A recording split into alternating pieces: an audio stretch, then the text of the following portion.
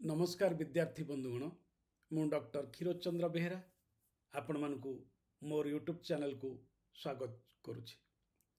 विद्यार्थी बंधुगण आपण मानक भितर जड़े विद्यार्थी गुरुप्रसाद महांती से चर्चित कविता अक्रूर उवाच को आलोचना करने अनुरोध कर अनुरोध क्रमे मु आज अक्रूर उवाच कविताटी को आलोचना करुछि।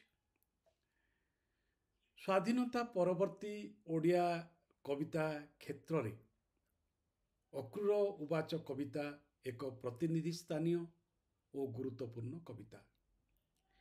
ए कविताटी समकालर भाव चेतना को प्रतिनिधित्व करिଥାଏ। समकालर विश्व भाव चेतना को प्रतिनिधित्व करिଥାଏ। किपरि यार पृष्ठभूमि बुझा पड़ो।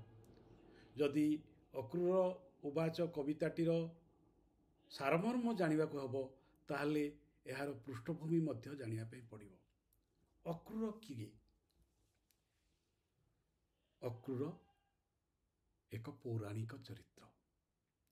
पौराणिक चरित्र मानकु जेतेबेले आधुनिक साहित्य रे पुनर्विन्यास करा जाए सही शैली को कहा जाए पुराण कल्प शैली बा मिथ धर्मी साहित्य। स्वाधीनता परवर्ती समग्र भारतीय साहित्य रे ए मिथ धर्मी साहित्य गोटे समय रे संपूर्ण भाव रे प्रभाव विस्तार करथिला।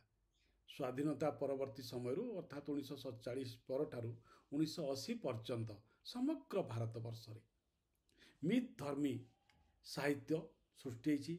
आधुनिक साहित्य रे मिथ प्रयोग बा पुराण कल्पर प्रयोग एक प्रमुख शैली भाव में ग्रहण करा जाइछि। तेणु एठारे अक्रूर को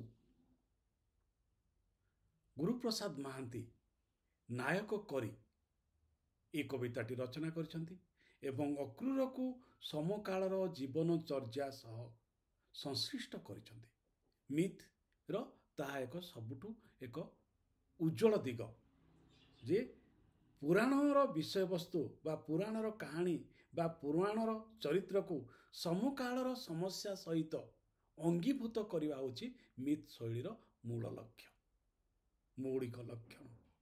तेणु जेतेबेले मिथ प्रयोग करा जाए सही प्राचीन कहानी बा सही पुराण कल्परू जो सारांशटी आसे सही सारांशटी आधुनिक जीवन सहित बा समकालर जीवन सहित कि प्रकार संपर्कान्वित ताकू व्याख्यान करा जाइଥାଏ। ये होछि एक काव्य शैली। ये एक सबुठारु प्रभाव काव्य शैली जेमती आपणकर सीताकांत महापात्रंकर अष्टपदी 8टी जाक कविता अष्टपदीर 8टी जाक कविता मिथ बा पुराण कल्प आधारित पुराणर चरित्र पुराणर घटना कुब्जा पाई गोटे संगीत तांकर अति चर्चित कविता से कुब्जा को आणिकी नूतन भंगी रे देखौचंती कवि। ठीक सेपरि प्रतिभा शतपथींकर रामायण सबरी से चरित्र को आनी आधुनिक जीवन सहित मिसेकी पुनर्विन्यास कर। ठीक से परी अक्रूर उवाच कवितार अक्रूर चरित्र को आनी पुनर्विन्यास कराउछि। अक्रूर किए ना? अक्रूर होछि कंसंकर भाई सेनापति एवं से जाउछंती श्रीकृष्ण बलराम को आनिया पाई धनुष्चव देखिया पाई। धनुष्चवर आमंत्रण नहीं अक्रूर जाउछंती श्रीकृष्ण पाखक। प्रकृति ताहा कोन आमंत्रण थिला ना, ताहा थिला बध निमंत्रण। श्रीकृष्ण को बध करिवार चक्रांत। श्रीकृष्ण जो हाथ रे कंस मरिवार जो नियति से नियति को प्रतिहत करने निमित्त कंसर ये षड्यंत्र। एक कथा किए जानिछंती? एक कथा निजे अक्रूर मध्य जानिछंती। तेणु तांको भितरे जो द्वंद्व रही से द्वंद्वटा ही आम अक्रूर उवाच कवितार निर्यास। गोटे पटे राजा देश तांको आनिबा पई पड़िबो जेमिति हो कड़े बळे कौशले कपटरे। अन्य पटे अक्रूरଙ୍କ भितरे भगवान प्रति भक्ति, भगवान को से केमिति बध करिया पई आनिबो, केमिति मारिबा को जाइके आनिबो, एते बड़ दायित्वटी केमिति से तुलेबो। ता भितरे जो द्वंद्व रही से द्वंद्व ही आमर द्वितीय विश्वयुद्ध परवर्ती समाजर द्वंद्व। बंचिबा निमित्त जो संग्राम, आत्मा कहूना हृदय कहूना से कामटी करिया पई, किंतु बंचिया पई हेले से कामटी हमको करिया पई पड़िबो। तेणु बंचिबार संग्राम एते तीव्र जे द्वितीय विश्वयुद्ध परवर्ती समाज को रुग्ण कर देछि। से रुग्ण मानसिकता ही होउछि अक्रूर उवाच कवितार निर्यास बा सार कथा। ताकू कवि अति चमत्कार भावरे ध्वनि शब्द मध्यरे अनुरणित करी उपस्थापन करछथि। गुरुप्रसादଙ୍କ कवितार सबुठु मौलिक गुणटी होउछि तार नान्दनिक स्वच्छता। शब्द मानकर चयन, शब्द संयोजन भितरे से गोटे छंद सृष्टि करती, गोटे ध्वनि सृष्टि करती, एवं से छंद और ध्वनि पाठक हृदय को तल्लीन कर दिए, विमोहित कर दिए। से एक काव्योच्छ्वास निर्माण हुए।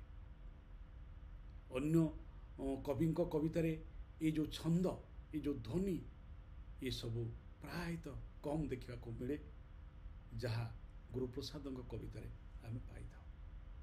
तेणु आसतु गुरुप्रसाद कविता पढ़ा अक्रूर उवाच, तापरे आमे ताहार आलोचना करिबा। समुद्रर स्नान कविता संकलन रे ए कविताटी रही अक्रूर उवाच।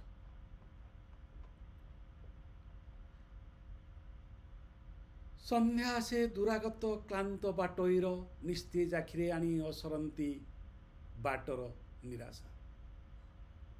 संध्या से दुरागत क्लांत बाटोईर निस्तेज आखिरे आनी असरंती बाटर निराशा। एटी गोटे यात्रार कथा कहुछि, संध्यार वर्णना कराउछि। ये संध्या मध्यटी बहु अर्थद्योतक, ये रास्ता मध्य बहु अर्थद्योतक एवं असरंती बाट क्लांत बाटोई। संध्या से दुरागत बहु दूर आसुवा एक बाटोई एवं बहु आगक रही बाट, सरू नथिबा बाट एवं सेथिपाई आखिरे निराशा। तेणु मन पकंतु पूर्वर आम जो अलका सान्याल कविता आलोचना करते से गोटे रोमांटिक प्रवणता थिला। वास्तववादी चिंतन में रोमांटिक संध्याटा केमिति आसुतला, हरिण आ बाघर छाल, स्वर्ण हरिण, सुना रंगर हरिणर छाल, बाघर छाल रे संध्या आसुतला। किंतु एठी बाटोईर क्लांत बाटोईर आखिरे संध्या आसुची। तेणु एठी अवसन्न कथा कहुछि, निराशार कथा कहुछि प्रथम पदरे। तेणु यह हूँ कवितार पृष्ठभूमि। ए दियोटी धाड़ी संध्या से दुरागत क्लांत बाटोईर निस्तेज आखिरे आनी असरंती बाटर निराशा। तेणु ये क्या कथा कहुछि, गोटे संध्यार वर्णना भितर युद्ध परवर्ती समाजर कथा कहुछि जे जीवन जंत्रणा संध्याटी आउ आशापूर्ण होनी, रात्रि क्लांत मेटाऊ ना, रात्रि विश्रामर समय होनी, आशंकार समय होची सकाळ को आहरी बहु रास्ता जीवाई अच्छे। तेणु बहु दूर रास्ता आमे चाहूवा जीवनर संधान करुवा, जीवनर अन्वेषण करुवा प्रत्येक बाटोईर कथा होची ए कविता। तेणु कवितार शब्द भितर जो बहु दूर प्रसारित रही, बहु प्रस्तीय भावना रही, ताकू आपण मैंने बुझापी पड़े। तापर देखु ये पृष्ठभूमि पर पुनर्बार परिवर्तित होची आउ गोटे पृष्ठभूमि। कौन?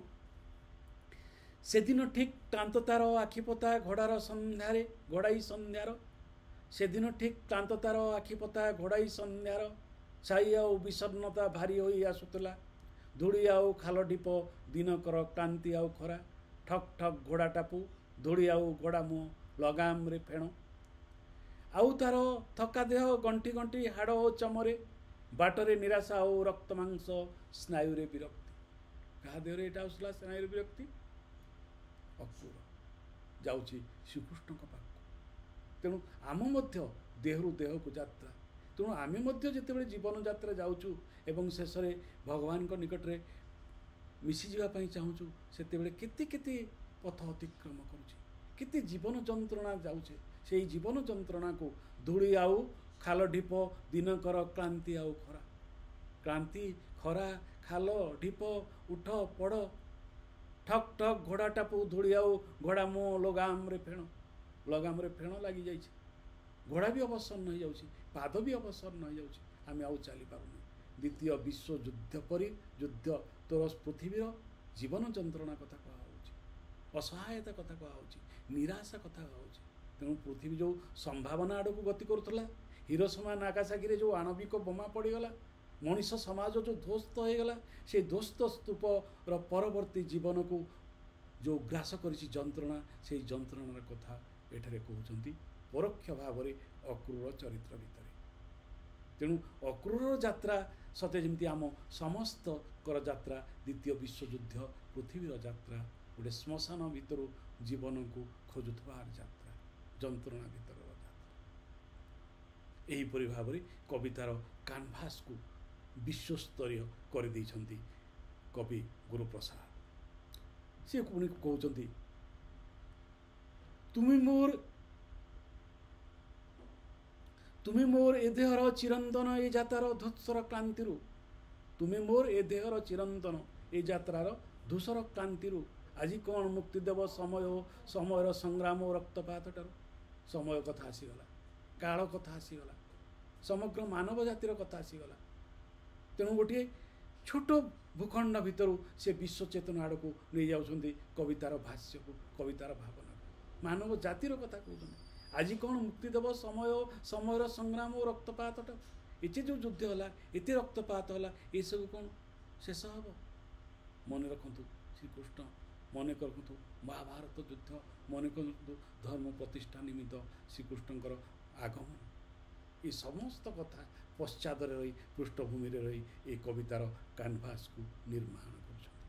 ତେଣୁ ସେ କହୁଛନ୍ତି, ତୁମେ ଯଦି ମୁକ୍ତି ଦିଅ ମୋତେ ଆଜି ମୋ ଦେହର ପୁନର୍ବାର ଦ୍ୱିରୁକ୍ତି ଭିତରୁ, ସାରଥୀର ସାର୍ଥକତା ହୁଏତ ଆଜି ରହି ଯାତ୍ରାଏ ମୋ ତୁମର ସହିତ। ମୁଁ ଆଜି ସାରଥୀ, ତୁମେ ଥିଲ ସେଠାରେ ସାରଥୀ, ଅର୍ଜୁନଙ୍କ ସାରଥୀ, ମୁଁ ଆଜି ତୁମର ସାରଥୀ। ତୁମକୁ ମୁଁ ଆଜି ବହନ କରି ଆଣୁଛି କଂସଙ୍କ ପାଖକୁ। ତେଣୁ ଏଇ ଯେଉଁ ଯାତ୍ରା, ଏ ସାରଥୀରୁ କ'ଣ ସବୁଦିନ ପାଇଁ ମୋତେ ମୁକ୍ତି ଦେବ?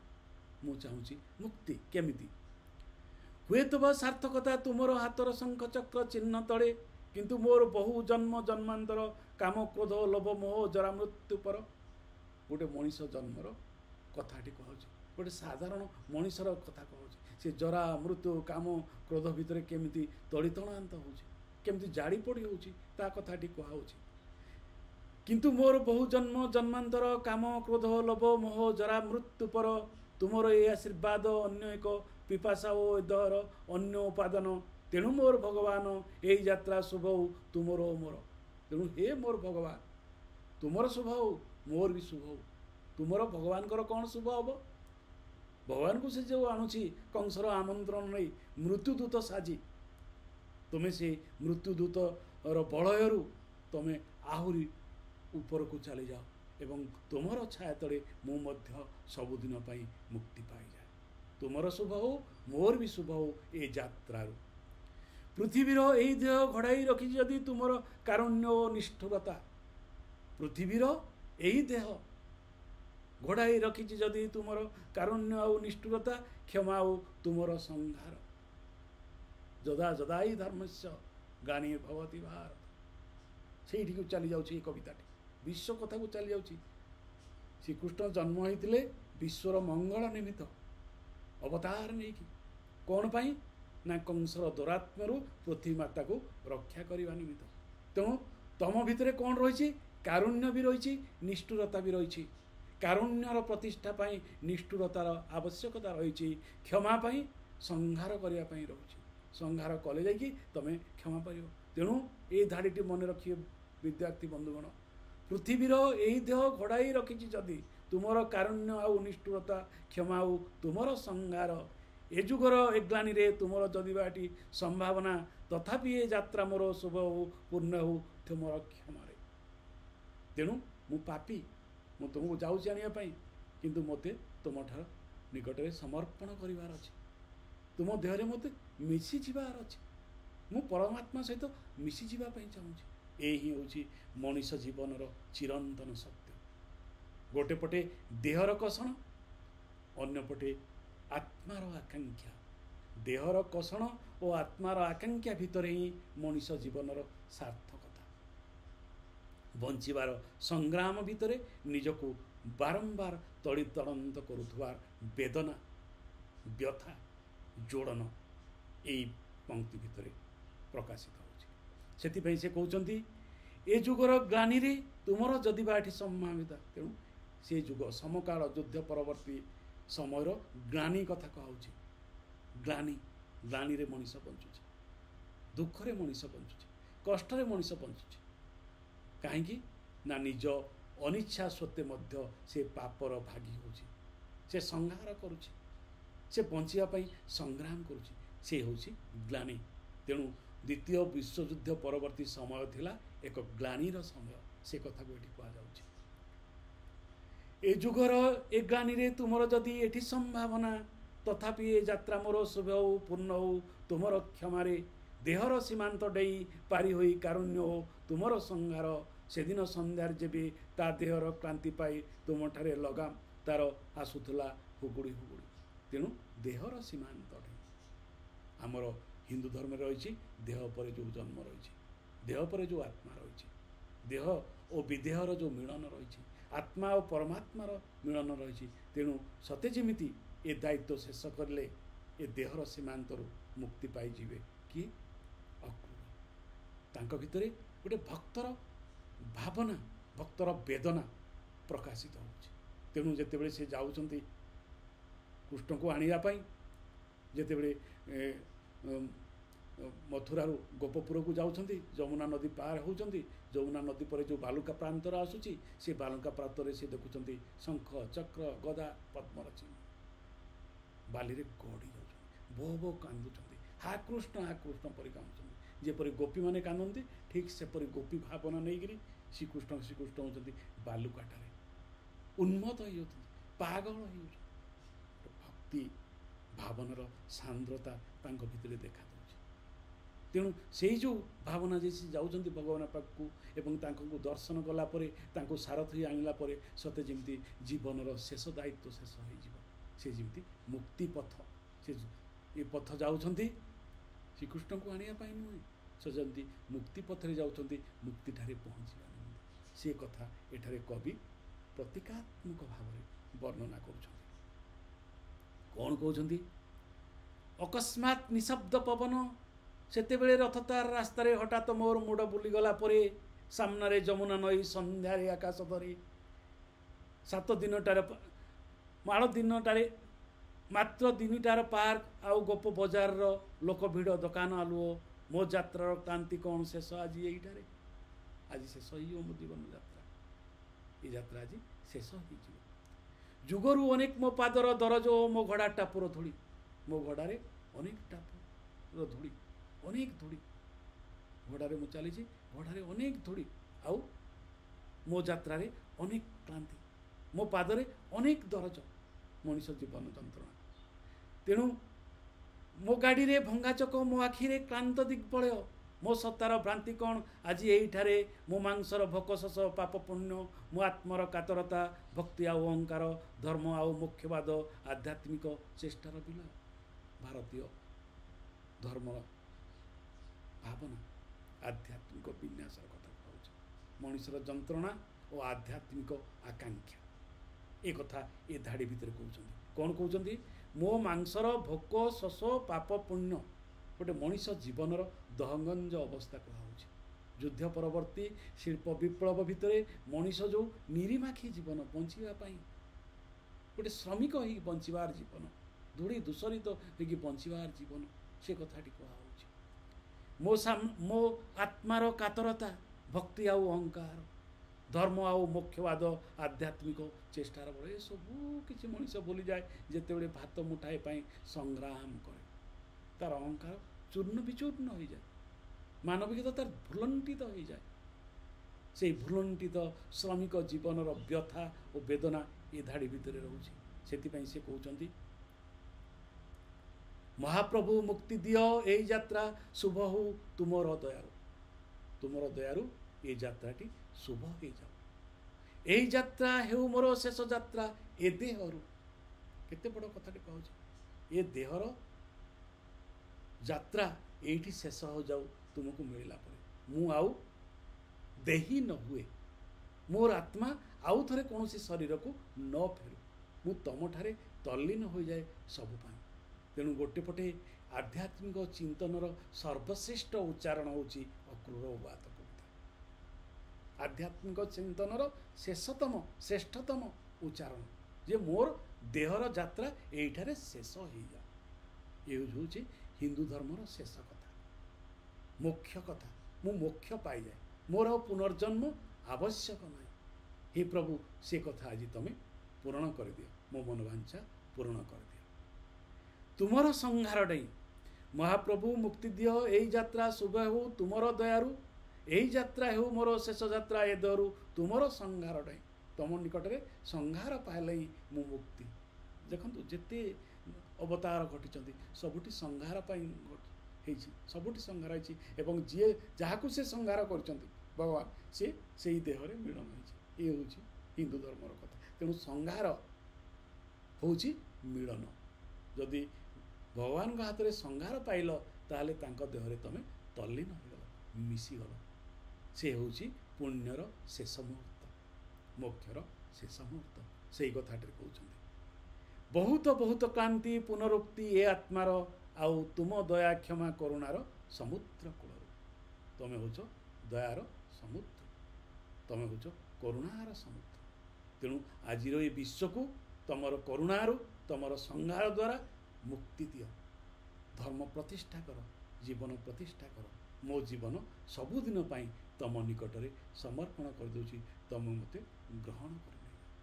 ତେଣୁ ଗୋଟେ ପଟେ ସମାଜର ବାସ୍ତବତା, ଅନ୍ୟପଟେ ଜଣେ ବ୍ୟକ୍ତି ଜୀବନରେ ରହିଥିବା ଆଧ୍ୟାତ୍ମିକ ପିପାସା, ଏ ସମସ୍ତ ଭାବ ବଳୟ ଏ କବିତାଟିରେ ଅତି ସାନ୍ଦ୍ର ଓ ଘନିଷ୍ଠ ଭାବରେ ଉପସ୍ଥାପିତ ହୋଇଛି।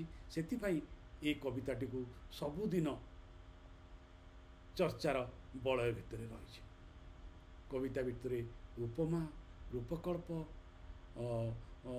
ପ୍ରତୀକ ଏତି ସବୁ ଯେମିତି ସମନ୍ୱୟ ଘଟି ଏକ ଆଧ୍ୟାତ୍ମିକ ବିନ୍ୟାସ ପରିପ୍ରକାଶ କରୁଛି।